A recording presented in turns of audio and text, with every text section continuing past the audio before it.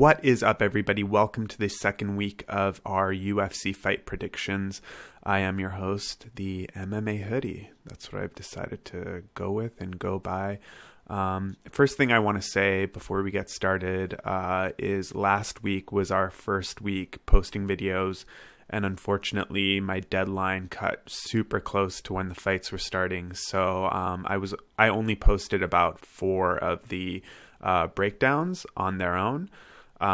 This week I'm going to post all the breakdowns of all the fights. And before we get started on that, I do want to take a moment to thank everybody who took a moment to watch the videos, as well as I saw a couple comments out there. I'm hoping we could build a community here. I really, I want more input, and I want to see you guys talking and telling me your predictions as well, because, that's kind of how I actually got into this stuff to begin with. Was I just started commenting on other people's predictions, and I was pretty much correct for a large majority of my picks. So a couple other people encouraged me to create this channel, and I'm going to give a shout out, like a proper shout out, to both of these individuals. One of those individuals is UFC Gambling Addicts, so that's Leighton, out in the UK, I believe. So shout out to Leighton. Check out his videos if you haven't already. Some of you probably already know Leighton and what he's all about. I really enjoy his breakdowns. Another person I owe a huge gratitude and thanks to is FightGame Pro. So if you haven't checked his channel out, be sure to go do so. Cool guy. Both of those guys are awesome. The format of this will change, and I'm sorry for this long introduction, but I just want to sort of get out there what the plan is for the channel, since this is my first actual week posting a full video and posting all the breakdowns. I figure a majority of you guys are obviously new to the channel, and I just figure I'd give you guys a heads up on how the format's going to be. The format will change as we go along, but my plan is to post the full prediction breakdowns every week, usually on Thursday. And then that will be followed by every single fight breakdown posted independently on its own. For those of you who just want specific fights and, quick breakdowns, and you kind of want to cut the crap, you could just watch the individual ones. This week's card is similar to a bookie's card. Usually I call a bookie card if I think that the fights are far too close or unpredictable. And if most of the fights are like that, then there'll be a majority of times where I tell you not to bet. I don't like telling people no bet, but recently I've become more safe when it comes to that kind of stuff. And I think it's a smart move. Not betting on a fight is just as smart as betting on one. So don't chase your bets, for example, unless you're certain it's not a good move. So if I tell you not to bet on something, it's because I honestly feel like it could go either way. And the odds of you winning, regardless who you pick, is going to be lower than the usual odds that I think is worth putting money on. That being said, guys, let's get into today's card. We are UFC Fight Night Blades vs. Lewis, also known as UFC Vegas 15. They're coming up with so many names for these UFC events, so it's just hard to keep up. There's UFC Fight Night, 200 or whatever. I don't know. There's just so many of them. So we're always going to start at the bottom of the card and work our way up. I think that's a good way to do this. So the way I have it on Tapology right now, Nate Maness versus Luke Sanders. The one thing here to note that Nate has had a fight in the UFC during the COVID period. The reason why that's important is, as we know, the whole structure to UFC events has kind of changed. So Nate has had chance to sort of go through that process and adapt to it. Luke, on the other hand, hasn't fought recently. It's been, I think, almost 2 years since he's had a fight. He has not. That means he hasn't fought in these COVID times either. So he hasn't been put through that same situation or scenario. So things are going to be a little bit different going into this fight. A lot of people think this stuff doesn't matter, but it kind of does, because you're sort of expecting one thing and you might be derailed, right? We saw in some cases that fighters weren't able to train and they were running in the parking lot at one of these events. So things like that are going to come into play that Luke Sanders maybe doesn't expect, that Nate Maness is prepared and ready for as far as preparing for the fight. The other thing to note is that Luke Sanders has lost 3 of his last 5 fights, but he's 2-3. So he's won his last 2. but he's lost 3 of his last fights, if that makes sense. But that being said, Luke also has fought the better competition. So, in my opinion, at least, and the fighters with more records, more skill, and this is the part where I have a little bit of a differing opinion. I think Sanders wins because of the experience almost, but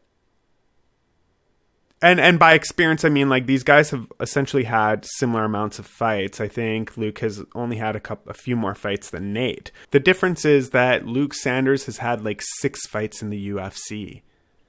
Nate has had 1. Now, granted, Nate beat his 1 fight in the UFC. I think that was against Munoz Jr. And he's won 4 of his last 5.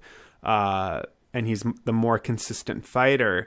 But he, once again, hasn't fought people on the caliber and scale that Luke Sanders has fought. Now, if you ask me today, is Luke Sanders like contender champion material? That's not what I'm saying. But I am saying that he does have a better experience chance of beating Nate Maness. It's really difficult too because Nate has been doing well, but he's dropping down in weight, if I'm not mistaken. And he's got decent skills.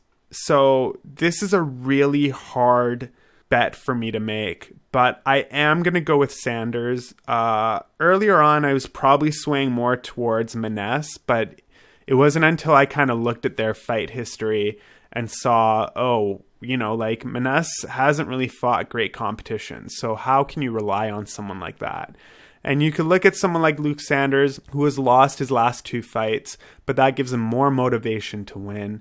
He's taken some time off, so that 2 years that he hasn't fought in, well, what if he's been just training to get a lot better?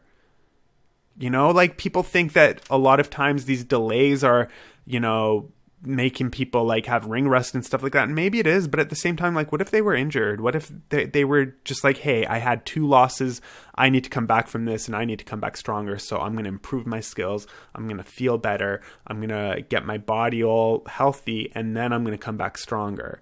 And I think Luke Sanders has that mentality. So for this fight, I'm taking Luke Sanders. I don't know how either of these guys would win, so I'm just going to go by decision. But usually if I give you a method of victory, I don't go based on that. I would just go based on the fact that they would win. So I will tell you if I'm certain on a method of victory, though. Okay, so we have Sue Mudaerji versus Malcolm Gordan. I hope I didn't butcher that guy's name. Mudaerji. No, kind of said it like Italian. Okay, so Sue Mudaerji versus Malcolm Gordan. Okay, this guy's got good striking.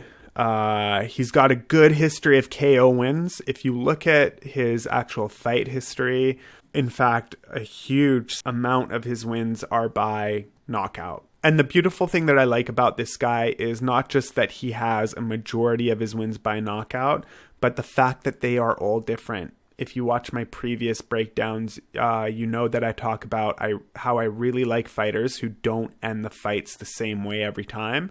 Having a guy that knocks out someone all the time is great, but if they knock out by punch and then the next time they knock out by kick and the next time, they do an arm bar and, they're also doing submissions and flying knees and stuff like that, Sue is full of this stuff. Okay, so this is nothing new for Sue, right? As far as the people he's fought, he's had 2 fights in the UFC so far. And he fought Luis Smolka, which in my opinion is nothing to brag about. But at the same time, Smolka's had quite a few fights himself in the UFC. This was also probably when Smolka was on his down slump, like a little bit of a slump. I think he actually had a few losses between that time anyway. And then he took on Andre Sukumtat, which he's not a horrible UFC fighter, but once again, he's not the best. That being said, he won that fight. Now, there's no question in my mind that Sue can knock out Gordan. No question in my mind that could happen. He's good at striking. But the other thing that kind of bothers me is I'm pretty sure that Sue is moving down to flyweight, if I'm not mistaken. I don't think he was in flyweight before. I think he was one weight class above. So I don't know how that's going to affect his fighting. But let's look at Gordan for a sec. Most of his fights tend to end early. A lot of them. Actually, yeah, every single one of his fights has ended in the first or second round. And that doesn't mean that he won those fights. It just, all of his fights have ended and have never gone to decision. That's a little alarming, even though he's won a majority of those fights. He's had a few losses in the mix. It comes down to, okay, is he going to end Sue early? Or is Sue Mudaerji going to end Gordan early? That's what I would be looking at right now. I'm not sure what the betting odds are on this, but I wouldn't expect it to go the distance. Both these guys have the exact same record, but in this one, I'm going to go with Mudaerji just based on the fact that he's had, I think, a couple more UFC fights, and I think his knockout capability is a lot stronger than Gordan's. The other thing that I'm considering here is the variety in the way that he's ended fights and the fact that Gordan has never gone the distance. At least Mudaerji has also won by decision a couple times or a few times. Other than that, his fights have all ended before going the distance too. So if I were you guys, I would take a shot on this fight not going the distance, or I would pick, your fighter and on either end, whoever it may be. But I'm going with Mudaerji on this fight. I think he's going to get it done. On to the next one. Okay, so next up, I got Kai Kamaka against Jonathan Pearce. Kai Kamaka sits at 8-2-0. Jonathan Pearce at 9-4-0. Okay, so Kai Kamaka, I believe he's moving up in weight class. He's won 6 straight fights in a row. 2 of those were in the UFC. The rest of them were not, so just keep that in mind. Prior to that 6-fight win streak, he had a 2-fight losing streak, but those were in lower, like regional sort of fight scenes and stuff. So I don't know if you even want to consider those. And Kai's got like a good high output. He fought about 3 months ago and he's taking this fight on short notice. So to me, it seems like Kai is one of those, promotion pleasers is what I like to call him.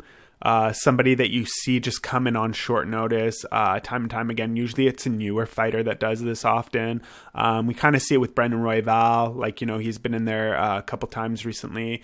And actually we've seen a lot of fighters do this recently because of the COVID situation. I think that's one of the prime reasons we're seeing Kai Kamaka come in so quick. But he is taking the fight on short notice. I think he only had maybe a couple weeks at most to even find out about it. But in my opinion, he was probably training this whole time after his last fight. He probably expected to be put in shortly and had probably told Dana and the UFC, hey, I'm ready to go whenever. You just make the call. So that's one thing to keep in mind in this fight for sure.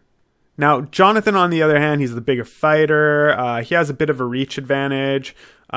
He did lose recently, and lots of people are doubting him for this loss because it was against Joe Lauzon of all people. Who knows if Joe Lauzon was just having a good night, or maybe Pearce was having a bad night. But he has won 4 of his last 5 fights, which which sort of shows that he does have good skill and capability. And I mean, his win on the Contender Series before his fight with Joe Lauzon, it was a pretty good finish. It was in the 3rd round, I believe. He made a right hook, or I forget what, but I believe it was a punch, and took out Jacob Rosales. But the people he's beat have all had pretty decent records. They've had a few more wins than losses, but they've also had few fights, you're talking about people who are 3-1, 6-1, that kind of thing. But if you go to Kamaka's record, I mean, it's just as shy. And actually, I believe that record-wise, once again, Pearce has probably fought the better fighters. But Kamaka looks better. One thing to note, that both of these guys tend to go with a lot of decisions. Whether it's a win or a lose or a loss, they tend to both go by decision. Actually, that's not true. All of Pearce's losses have happened before the fight has ended. Okay, so One of his losses was by unanimous decision. The other two were essentially due to like an injury and a choke. But all of his wins have gone by decision. So here, if you think that Pearce is going to win, I would bet Pearce by decision. I don't see him winning any other way. It just doesn't seem like that's going to be the case. Kai Kamaka, also lots of decision wins. And his losses, once again, he's had one loss by decision and then another loss by arm injury, which is funny because Pearce had a loss by arm injury. And another loss by choke, which is exactly how Pearce lost. These guys are like identical in the way that they win and lose. Okay, I'm going to go with Kai Kamaka on this, and I would call it by decision. That's the safest bet you can make. So who knows? Pearce might surprise us, but I give it to Kai for the simple fact he's been more active. He hasn't fought super recently, but he's fought recently. But in the end, I got Kai Kamaka by decision. Next up, Rachael Ostovich versus Gina Mazany. Okay, so everyone talks about how, Rachael Ostovich is so hot and blah, blah, blah. Sure, her stats are actually like the same as I feel about her looks. Once again, not that looks even matter, so I don't know why people keep talking about how hot Rachael Ostovich is. It's like, who cares? That's not what we're here for. We're not judging her based on her looks. We're judging her based on her skills. So it just sucks when you hear other people making predictions or other people talking about a fighter, and then the first thing they mention is like, oh yeah, she's just good looking and that's why she's here. It's like, who cares about that? Irrelevant. Let's talk about the actual fight. Speaking of talking about the actual fights, let's talk about it. So I'm not a fan of Ostovich for the simple fact of her win-loss streak. I do agree with some of these people that say, she's only in it because she's hot. I do agree that she would make a better model than a fighter, but she has chosen this game. That is her choice. And if she ever ends, fighting, she could definitely get into modeling. I don't doubt that. What really speaks out to me in volumes is the fact that her last loss and her last fight was against Paige VanZant, and she lost by armbar. Paige VanZant was 4-4, and then she went down to a bare knuckle boxing. And Paige VanZant had like 2 arm surgeries and doesn't have a great record herself. In fact, she has a better record than Ostovich, so it makes sense that she would win. But are you guys impressed by her win or her loss to Paige VanZant? Is that somebody that we would look at? No offense to Paige, because everyone loves Paige VanZant, but when I hear that, it's kind of like, I don't sit there going, well, that was against Paige VanZant. I sit there going like, meh, like, that's when you're not great. Now, when she lost against Montana De La Rosa, she was on the Ultimate Fighter. Some people don't really count the Ultimate Fighter fights. She was 2-2 in that entire series. And to be quite honest, I think I was high up on Ostovich when she was in the Ultimate Fighter. I think she looked decent back then, but then you got to think like she's not fighting people that were in the UFC and she was still losing. She only won half her battles there. She's not impressive. She's got a bad record. She's been submitted like twice, if not 3 times. On the other hand, she does have good grappling exchanges. She has a bit more skill probably against someone like Mazany, but we're going to talk about Mazany too, don't worry. She is 2-4 in her last 6 fights. That's horrible. Rachael's essentially been out for almost just a year. She was supposed to fight in late 2019 and then again in 2020. Both of those fights got canceled. Probably thankful, because I don't think she would beat the Shayna Dobson that just ended up shocking everyone in her last fight. But that being said, no real high hopes for Rachael Ostovich here. Let's take a look at Gina Mazany, because I also don't have high hopes for Gina Mazany either. She actually was let go from the UFC and then brought back. I've said this before. We've seen it. If you watch UFC often enough, you see one fighter fighting, and the next thing you see is like 3 of his other, camp or gym mates also fighting on the same card. That's not coincidence. And I also believe a lot of that has to do with, fighters promoting people in their camp or gym to try to get fights for them. In this case, I think That's what's happening with Mazany, because I believe she is either the girlfriend of Tim Elliott.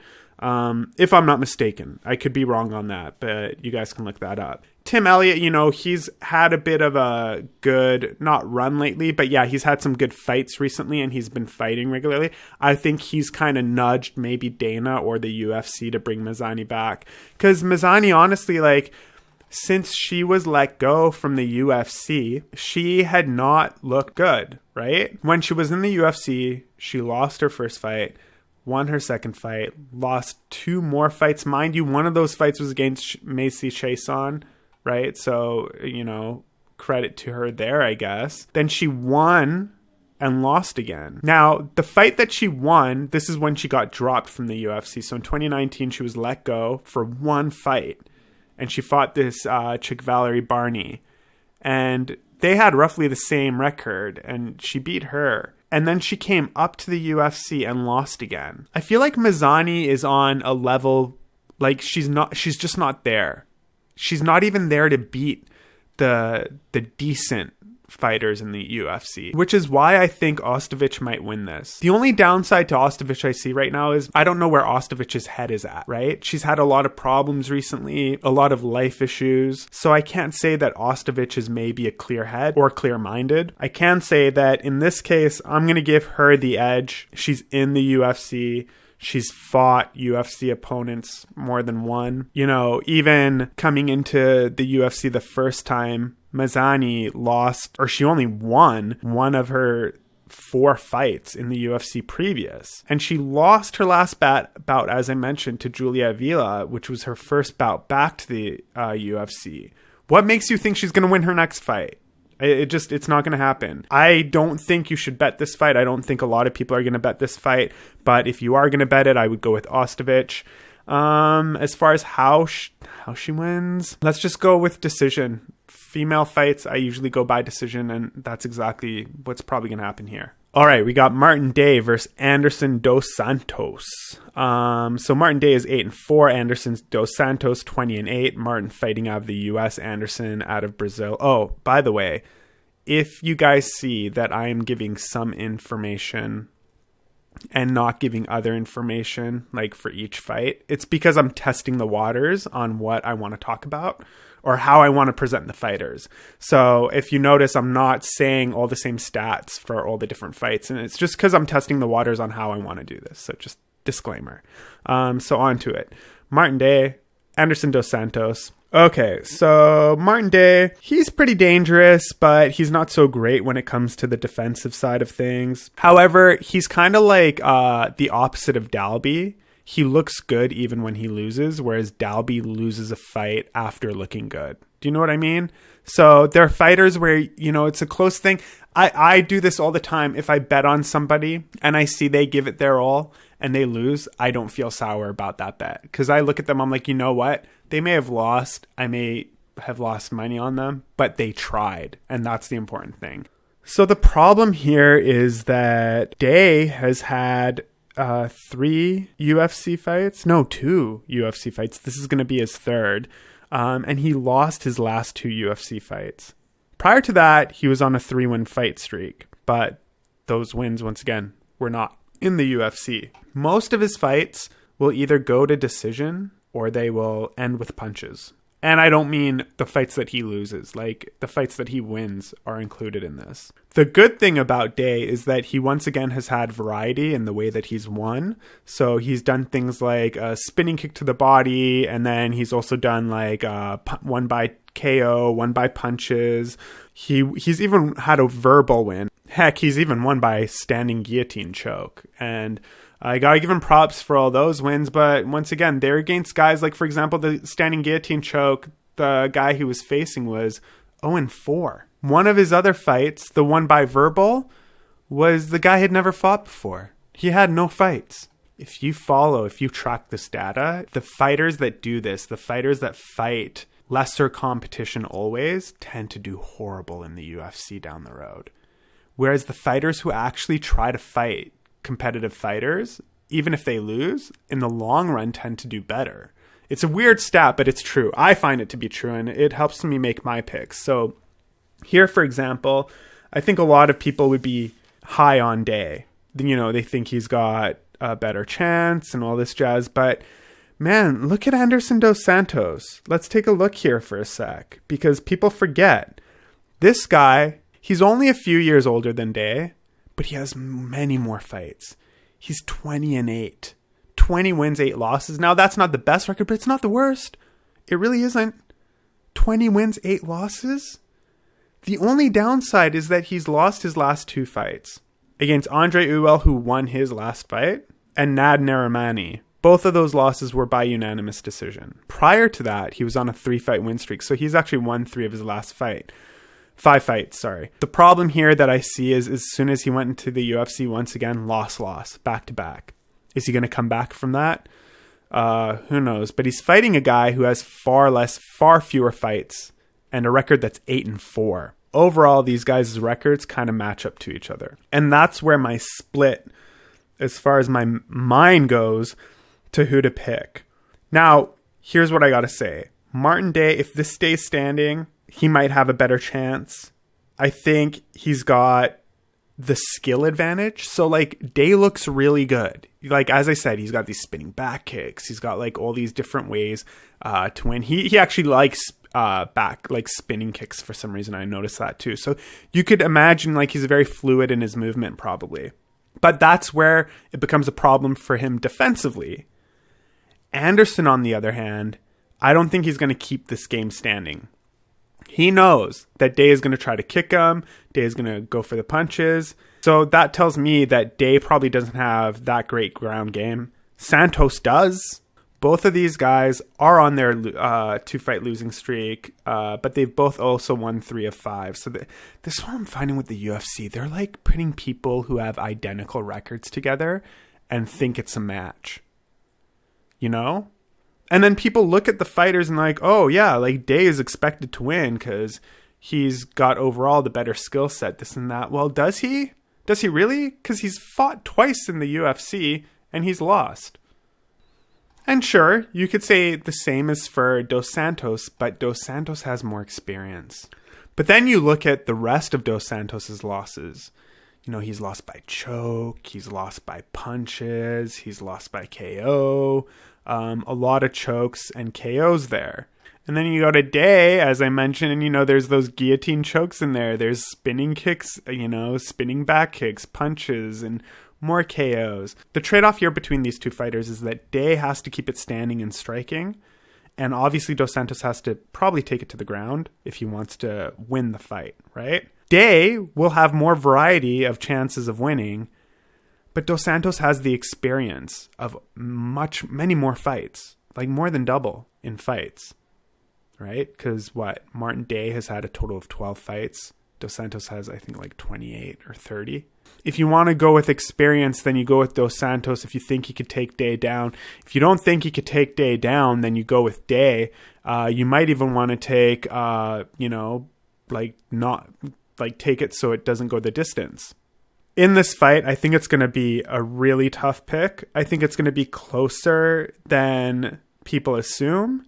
I'm going to give it to Martin Day, just simply because I feel like he's got a bit more to prove.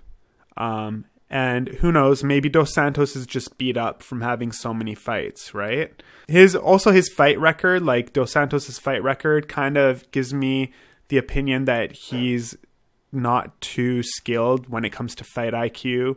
Maybe he rushes things a bit and then gets caught with those guillotines and such. So for this fight, I'm going to go with Martin Day. Okay, for our next fight of the evening, Ashlee Evans-Smith versus Norma Dumont. So Norma comes in 4-1. Ashlee Evans-Smith 6-4. Ashlee fighting out of the US. Norma's fighting out of Brazil. Now, Norma has won 4 of her last 5 fights, but she lost her last fight. She is undefeated at 135 pounds. 3-0 in 135 pounds, I believe. Ashlee Smith, on the other hand, hasn't really been active.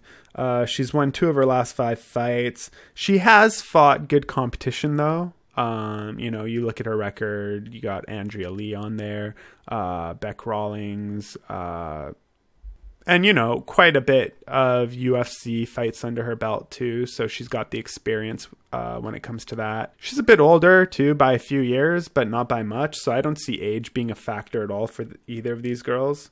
She doesn't have the best record, but she is also moving to 135 pounds. That being said, here's the thing.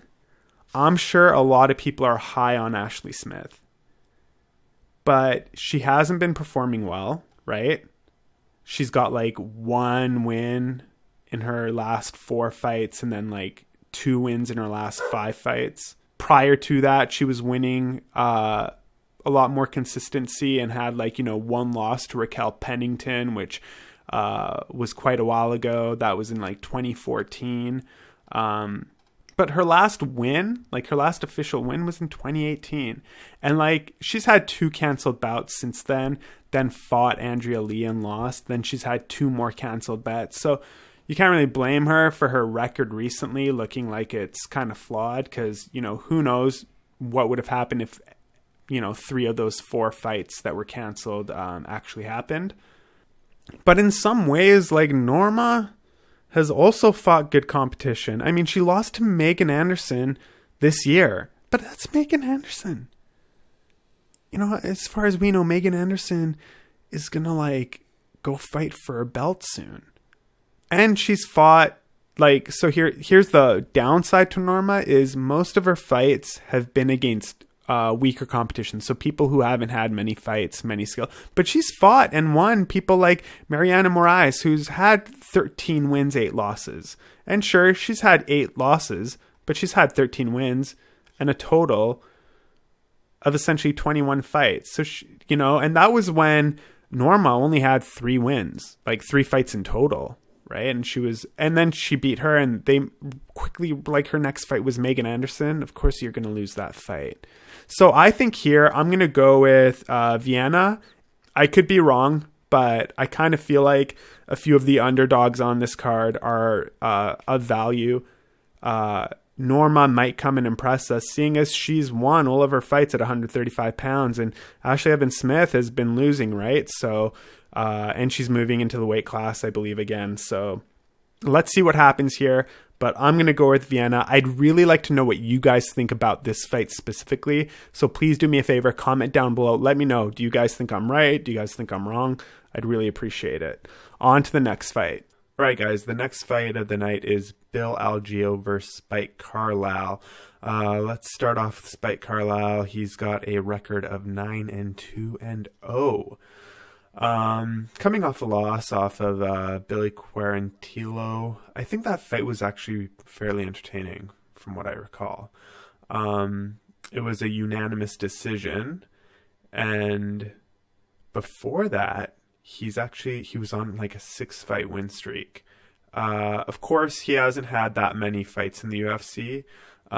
He's actually 1-1 in the UFC. Before that, though, he had a 5-fight win streak going into his first UFC fight. That being said, we kind of look at his opponents. Obviously, his second fight in the UFC, he fought Billy Quarantillo, who is a bit of an experienced fighter, sort of. He has a record of 13-2, so he's had about 15 professional fights. And then you look before that, he kind of fought some guys that had lower records, 2-0, 3-1, 1-0, 0-0. And these fights are a lot of his wins. And then when he gets to guys who have had a bit more fights, like Serab Minasayan, who he fought in CFX, that guy had, I don't even know if I said his name right, but he had about 20 fights in total. Spike only had 4, but even so, so he had problems fighting against him. And then now you go to Billy Quarantillo, once again, 13-2, so about 15 fights, and he's having problems there. So Bill Algeo is no different because he has 18 fights under his belt. So Bill is going to be the more experienced fighter here, without a doubt. The one thing I do like about Spike is his fast-paced style, but that kind of does come back to bite him in the ass when it comes to like the later rounds, because he could gas out potentially. He's a more aggressive fighter than Bill, I think. He can be a great fighter, like he really truly can, but it's just there's this gray area with some fighters when they come in the UFC that look like they have a lot of potential, but then maybe the fight IQ gets the best of them. I'm not sure if Spike Carlyle fits in that category exactly, but based on his last fight, and also the gas out factor sometimes, I kind of feel like that is the case. But really, I mean, like winning 5 of your last 6 fights, regardless, is a pretty good feat. And he's an exciting fighter to watch, so I'm definitely looking forward to this fight. Bill has a record of 13-5-0.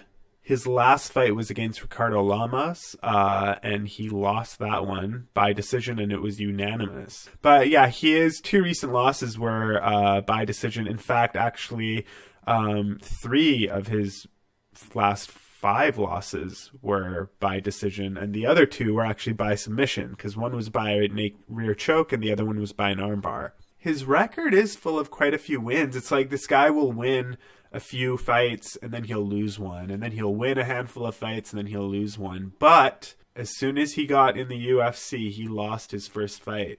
And previous to that, he had a win and then a loss, right? So like that gap kind of went away as soon as he went to the UFC. So my problem here is, I mean, he was going up against Ricardo Lamas, and that's not necessarily easy. I remember that fight. It was recent. And actually Ricardo was on Algeo for the most part of that fight. Then like Algeo came back, and then Ricardo came back near the very end and kind of showed him what was up.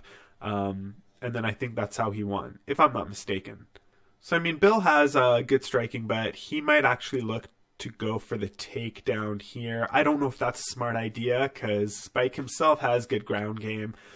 He could look to grab the leg.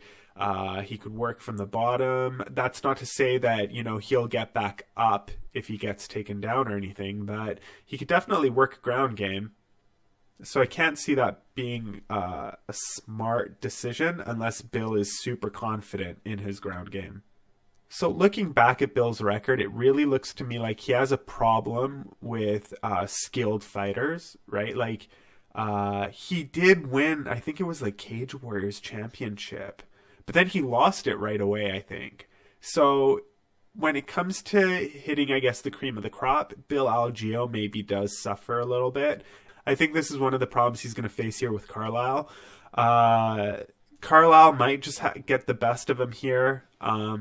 Let's quickly take a look at the odds. Okay, so Bill Algeo is sitting at a +150, Spike Carlyle at a -175, at the time that I'm recording this at least. I'd put it just a little bit closer than that, like clearly, but to be quite honest, I am on the side of Spike Carlyle here.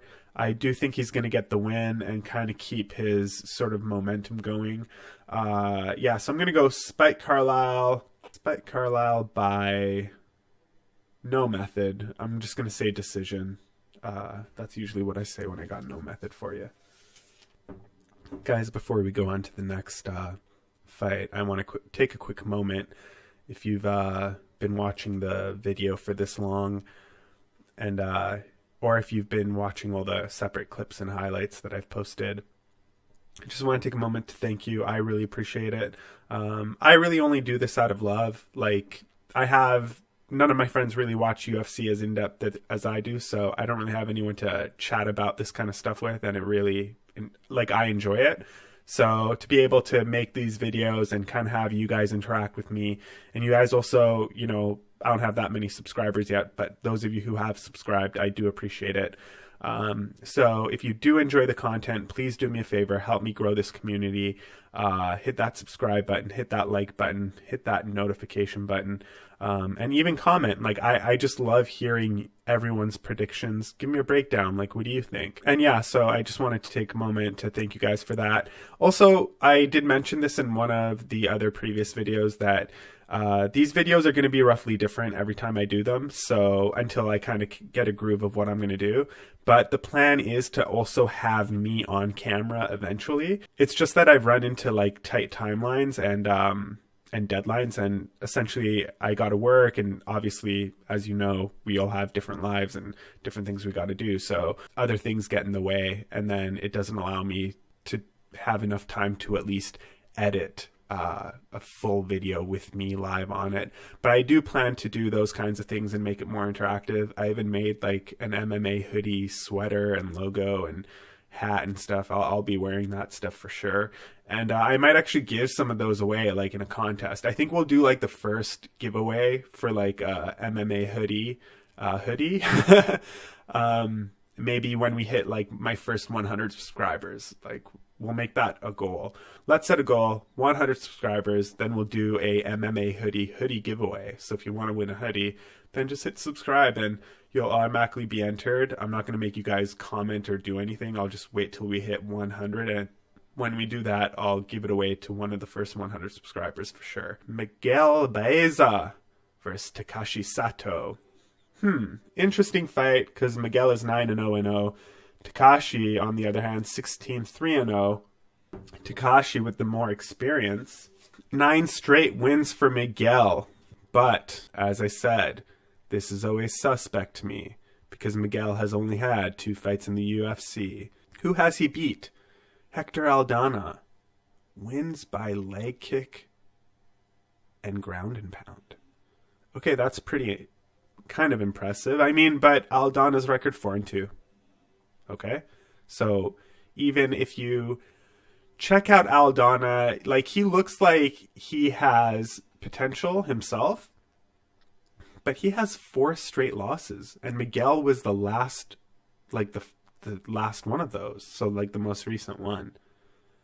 Okay, so that's nothing impressive. So now I'm already a little bit hesitant, because the first fight in the UFC was essentially like a gimme, if you ask me. Okay, let's look at Matt Brown. We know Matt Brown. I know Matt Brown. You know Matt Brown. 22 wins, 17 losses. He has almost as many losses as he has wins. And everyone's like, oh yeah, he beat tough Matt Brown, blah, blah, blah, blah.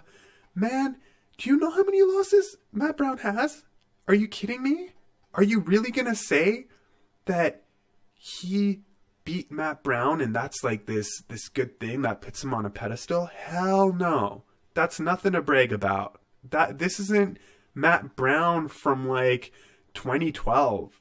You know, this is, and even before 2012, Matt Brown wasn't consistent in his wins. Post 2012, Matt Brown was more consistent in losses. Why is this something everyone is hyping over? Now, the problem that I see with Miguel in as far as his fights and highlights, he's really, I don't want to say static, but yeah, static in his movement. Like, his movement is very direct. It's, there's no sway. I can't really describe it. I think even, like, movement side to side is a little bit lacking. He likes to move, like, forward and back more often when he does. I feel like he doesn't lead the dance that often, if that makes sense.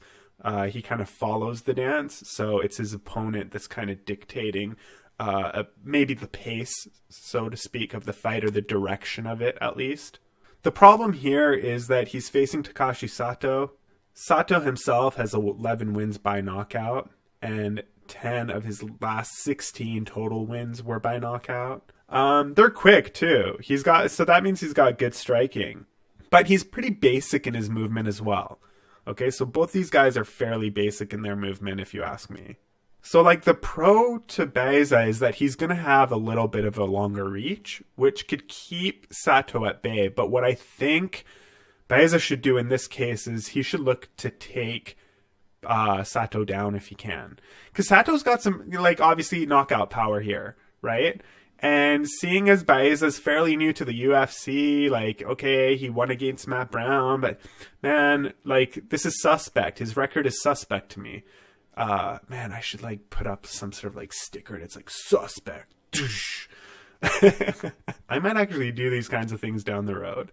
But this is a suspect sort of record for me. His 9-0, I don't like it. So don't get me wrong, Baeza's got the record 9-0, right? So clearly he's a winner. And a lot of times he also wins by knockout. If he doesn't, it goes to decision and he wins. I don't expect this fight will go to the distance if both of these guys have knockout power. So Sato has a total of 3 losses. Only one of those losses is actually in the UFC, and it's against Belal Muhammad. He lost to Glacio Franca by sleeper choke. And he did lose to Kenta Takagi by punches, so strikes. The problem here is going to be that Miguel Baeza can throw a punch, but can he maybe possibly submit Takashi Sato?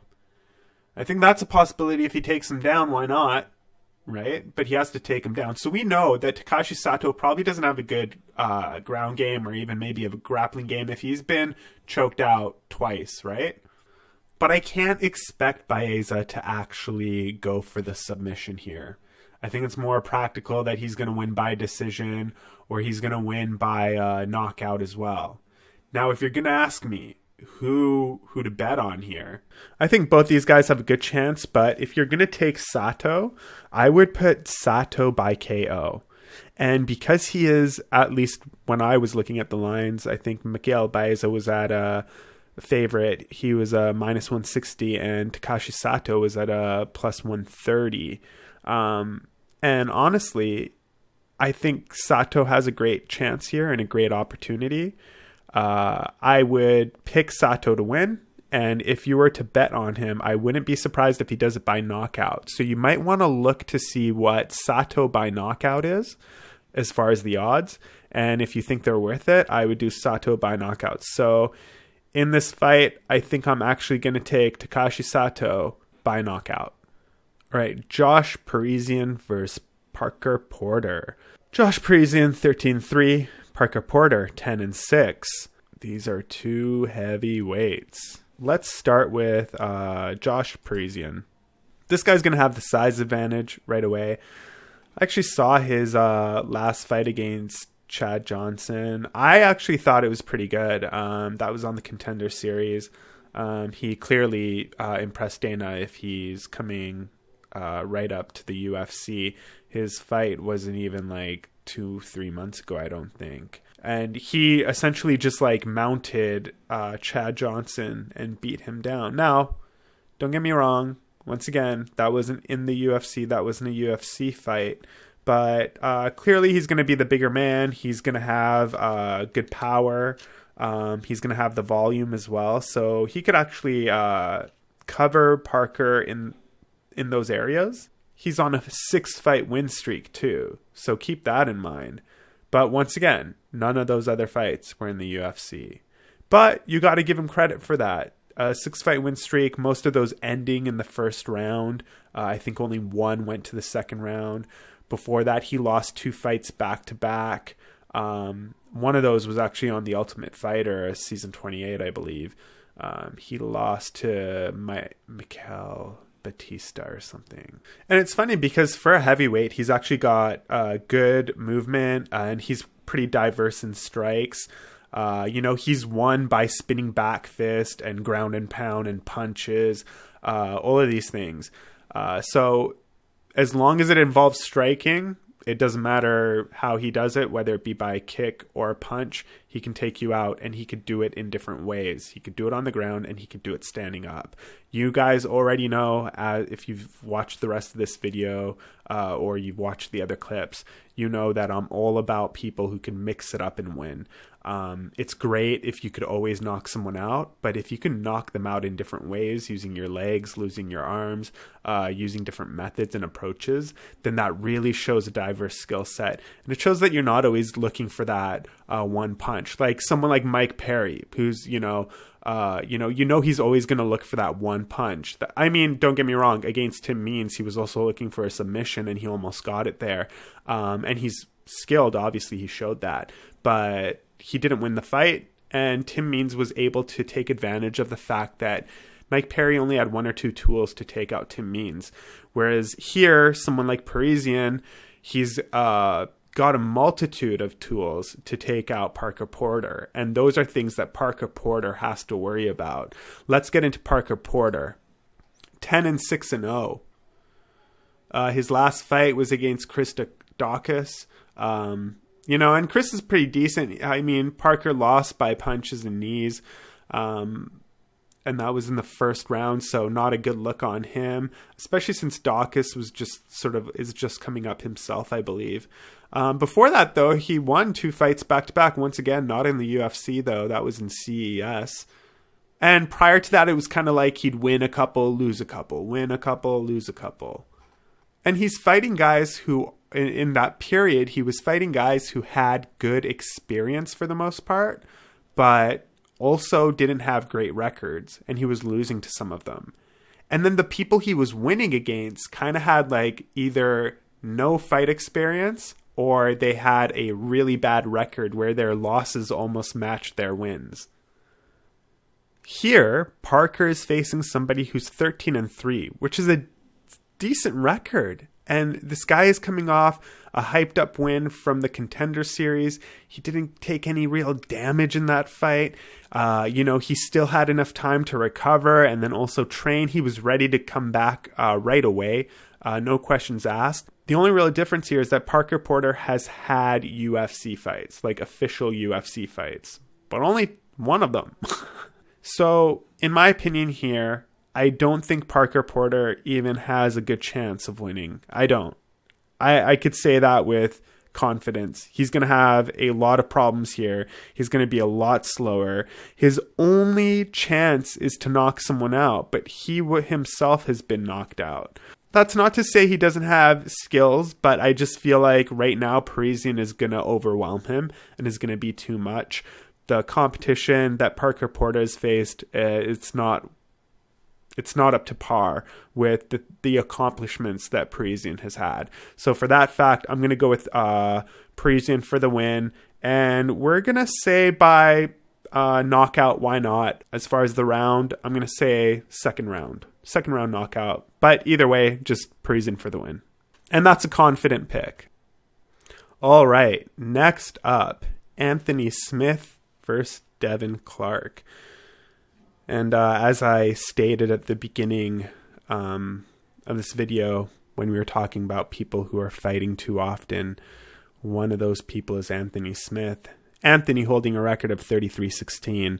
Devin Clark holding a record of 12-4. Let's quickly get into Anthony. So Anthony is coming off a 2-fight losing streak against 2 pretty tough guys. The problem is, like, Glover Teixeira beat him down. Alexander Rakic picked him apart. And both those fights were in a few months of each other. Now he's back 3 months later. He did win against Alexander Gustafsson, but to be quite honest, guys, like, I'm not hyped up on Alexander Gustafsson. I don't know if you guys are, but I'm not saying he's a bad fighter, but to win against Alexander Gustafsson now is not a big deal to me. It's not like impressive to me, He did beat Volkan Ozdemir, which to me that is a bigger win than Alexander, in my opinion. He's lost to a lot of guys who have strength. Thiago Santos, John Jones, well, clearly, but Rakic and Teixeira recently. Now, that Teixeira fight, like, that was a bit suspect in itself because, you saw Anthony had Teixeira going on in the first round and then kind of gassed out, and that's when Teixeira brought it in. But then what does that show? Lack of fight IQ, right? I think Anthony has a lot of potential still, even though he's 32 years old, even though he has 16 losses. He does pretty well against his competition usually when he's not beating the top echelon guys. I just feel like he comes back so quickly now. It's like he lost and he's trying to catch up on his losses.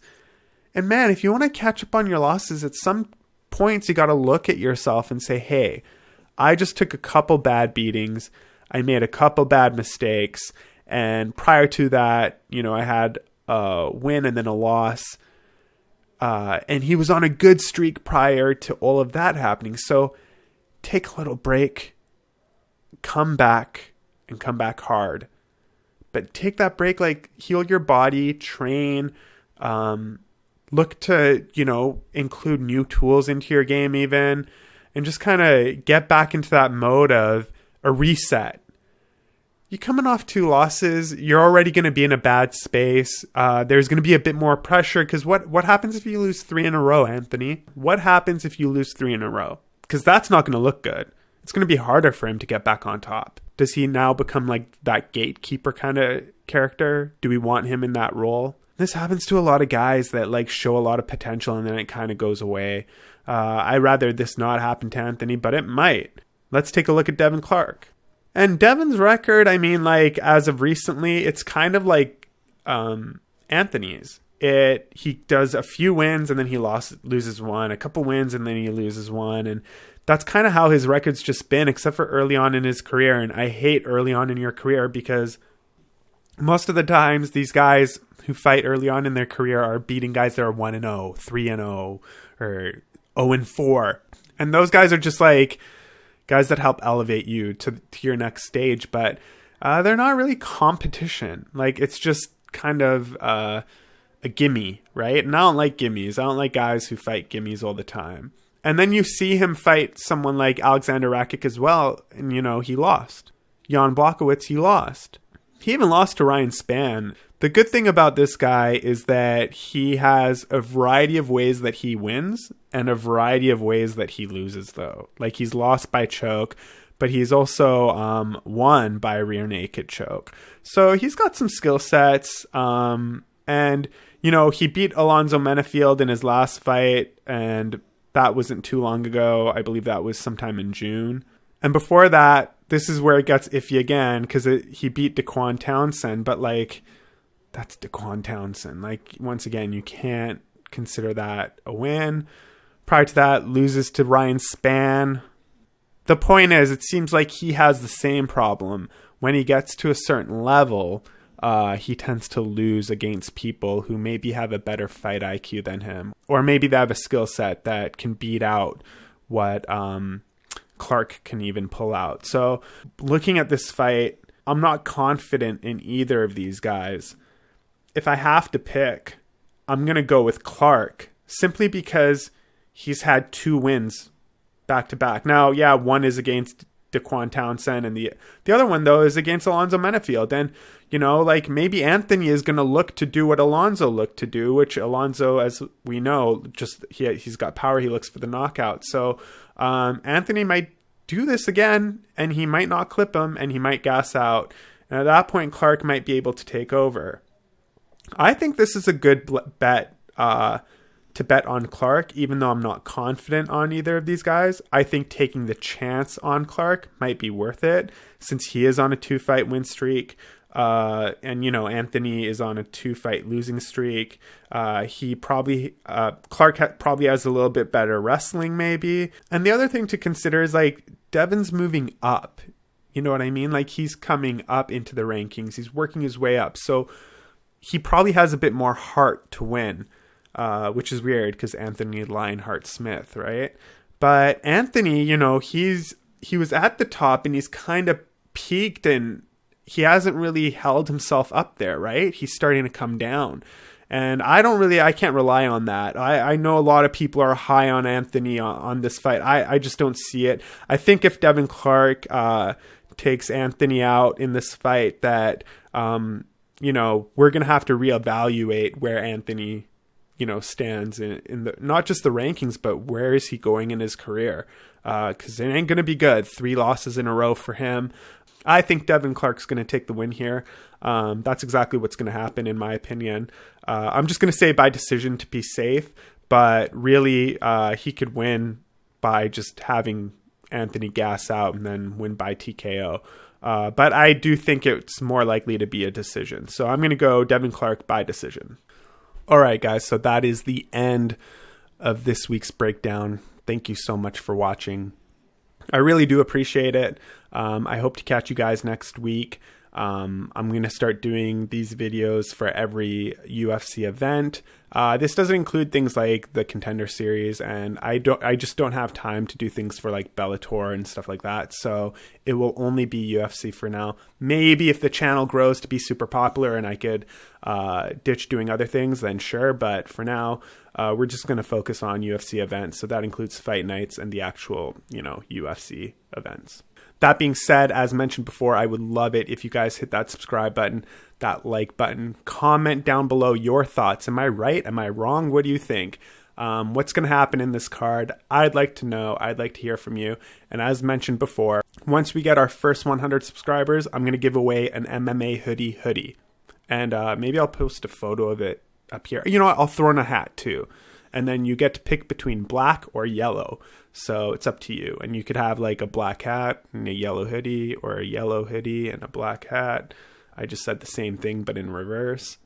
And yeah, I just look forward to growing this community with you guys. So that's the end of this episode. I am the MMA Hoodie. Peace out.